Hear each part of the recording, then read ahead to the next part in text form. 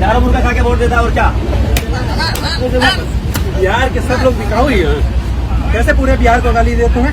तू दारू बांटने गया था, मुर्गा बांटने गया था, 500 रुपए बांटने गया था, बोला कैसे? हम थोड़ी बोल रहे हैं, प्रशांत किशोर जो बोलता है वही नहीं बोल रहे हैं हम। तू जाके प्रशांत किशोर की अम्मा को बोल कि उसने मुर्गा खा के वोट दिया, उसके बाप को बोल कि उसने दारू पी के वोट दिया, उसकी बीवी को बोल कि तुमने 500 रुपए लेकर वोट बेचा है, बोल सकता है? लेकिन तू आज हमारी सभाओं में आके बोल रही इस हरामखोर ने हम बिहारियों का नाम इतना खराब कर दिया कि जिसे देखो वही आके गाली देके चला जाता है। पहले बिहारी मतलब ईमानदार होता था, लेकिन अब बिहारी मतलब बिकाऊ बना दिया इसने। आजकल मेरे दोस्त मुझसे पूछते हैं कि यार तुम बिहारी लोग सच में दारू पी के मुर्गा खा के वोट दे देते हो क्या?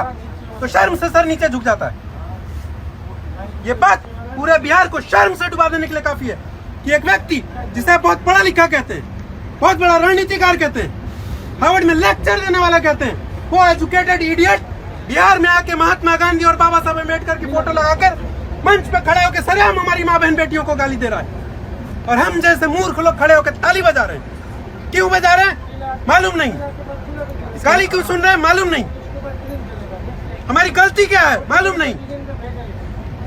यानी कि पूरा का पूरा बिहार में भेड़ चाल चल रहा है और उसकी बेशर्मी देखिए। इसी को जन सुराज कहता है। जन सुराज यानी कि जनता का सुंदर राज। आपको भी चाहिए ऐसा जनता का सुंदर राज जहाँ एक पढ़ा लिखा जाहिल भरी सभा में खड़ा होकर पूरे बिहार को गाली देता हो? नहीं भैया, बिहार की ये दुर्दशा देख के मुझे तो ऐसा लगता है कि हम बिहारियों का आत्मसम्मान ही मर चुका है।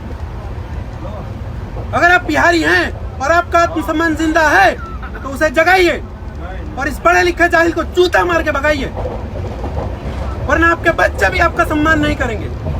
क्योंकि जिन बच्चों के सामने आप भरी सभा में गाली सुनकर घर चले आते हैं वो ये बात मान चुके हैं कि आप बिकाऊ हैं। लेकिन प्रशांत किशोर तो अपनी सभाओं में महिलाओं का सम्मान करता है ना। ऐसा सम्मान करते हैं उनका बिकाऊ बोल के।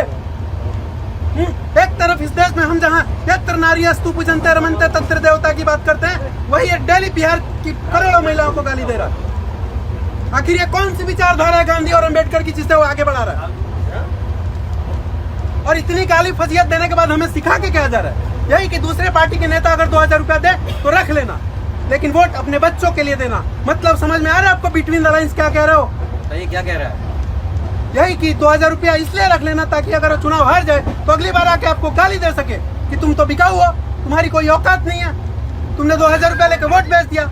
और वोट अपने बच्चों के लिए देना मतलब इनडायरेक्टली मुझे देना। मुझे क्यों देना? क्योंकि हमें लगता है कि प्रशांत किशोर बिहार में फैक्ट्री लगवाएगा, रोजगार लगवाएगा, लेकिन प्रशांत किशोर की इसके पीछे लूट समझ में नहीं आ रही है। हमें बिहार में फैक्ट्री समझ में आ रहा है, रोजगार समझ में आ रहा है, लेकिन इसके पीछे प्रशांत किशोर की लूट समझ में नहीं आ रहा है। आपको मालूम है प्रशांत किशोर पूरे बिहार को लूटने का प्लान बनाकर बैठा है। डिसेंट्रलाइज क्राउड फंडिंग के माध्यम से हजारों करोड़ लूटने का प्लान बनाकर बैठा है और आप जैसे भोले भाले मजदूर लोग उसे फैक्ट्री के नाम पे, बिहार में रोजगार के नाम पे 100, 200, 500, 1000 उसके खाते में डालेंगे। क्यों डालेंगे? क्योंकि आपको लगता है कि प्रशांत किशोर बिहार में फैक्ट्री लगवाएगा। भैया कुछ नहीं लगवाएगा वो। बिहार में उसकी सरकार बने या ना बने, बिहार में फैक्ट्री लगे या ना लगे, बिहार में पलायन रुके या ना रुके, आपको रोजगार मिले या ना मिले, लेकिन वो बिहार से हजारों करोड़ रुपया लूट कर ले जाएगा, ये पक्का है। कुछ नहीं देगा, बिहार को लूटने आ लुटेरा है वो। आपको मालूम है अभी उसकी महीने की कमाई 40 लाख रुपया है।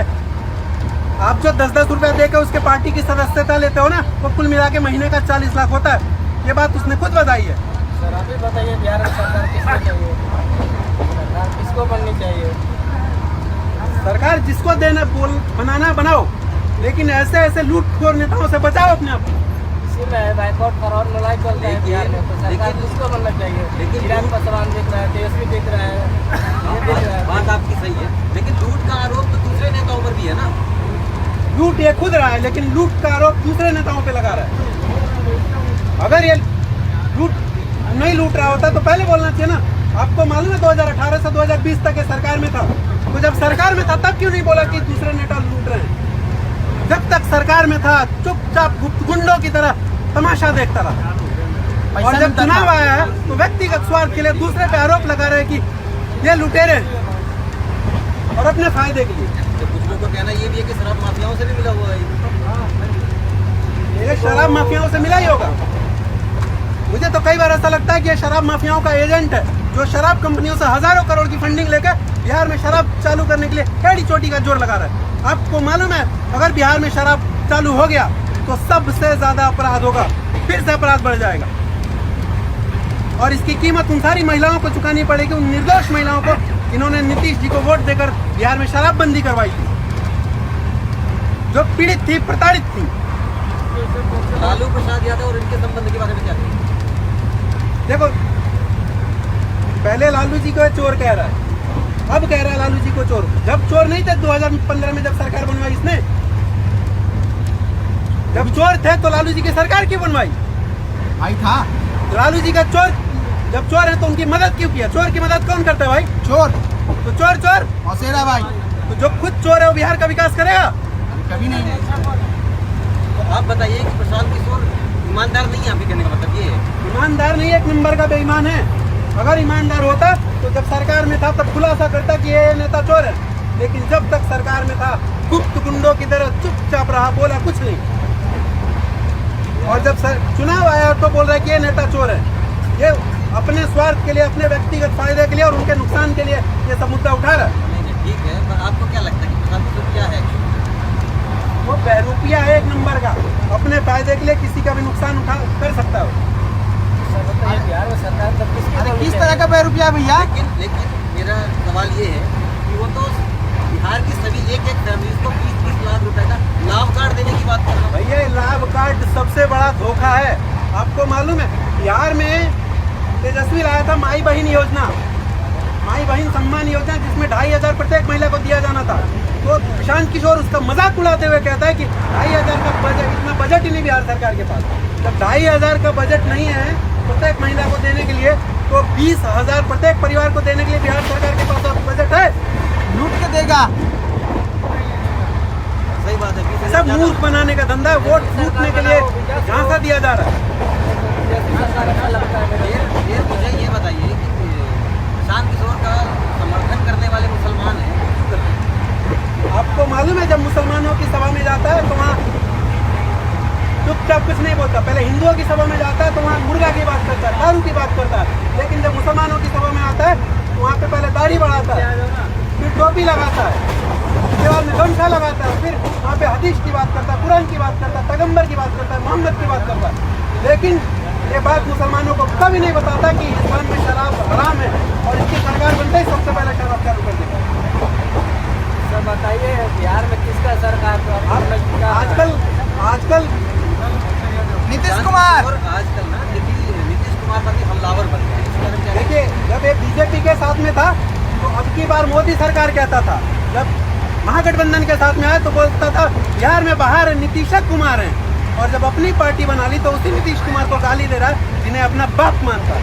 मतलब बिना पहनी का लौटा। चाचा तो इधर से उधर भी ये चला जाता है, लेकिन जो आदमी अपने बाप का नहीं हुआ वो आपका होगा कभी भाई। नहीं, कभी नहीं। ऐसे नमक हराम को न वोट देंगे न नोट देंगे, और दोबारा अगर गाली दिया तो ठोक देंगे। ठोकने से याद है कि आजकल मुसलमानों की सभा में जाके योगी जी को ठोकने की बात कर रहे हैं। अब आप मुझे बताइए, इस देश के लिए खतरा कौन है? जो सबका साथ सबका विकास कर रहे हैं वो, या ये जयचंद जो 40% हिंदुओं को तोड़कर 40-20% मुसलमानों को जोड़कर हिंदुओं के यानी कि योगी जी को ठोकने की बात कर रहे हो? जयचंद ये है, इसको पहचानिए। ये वही है जो CAA NRC का विरोधी है, ये वही है जो वक्फ बोर्ड बिल का विरोधी है, ये वही है जो JNU वाले गद्दार में इसको काबिल नेता दिखाई देता है, ये वही है जो भारतीय सेना को बलात्कारी कहने वाले गद्दार में इसको काबिलियत दिखाई देती है। ऐसे जयचंदों से सावधान क्या रहिए। चाहते हैं? अगर बिहार में मारिए ऐसे इसको। युवा रहेंगे, ऐसे जानकार लोग रहेंगे, तो वहाँ की सरकार कभी भी डब्बे में नहीं जाएगी।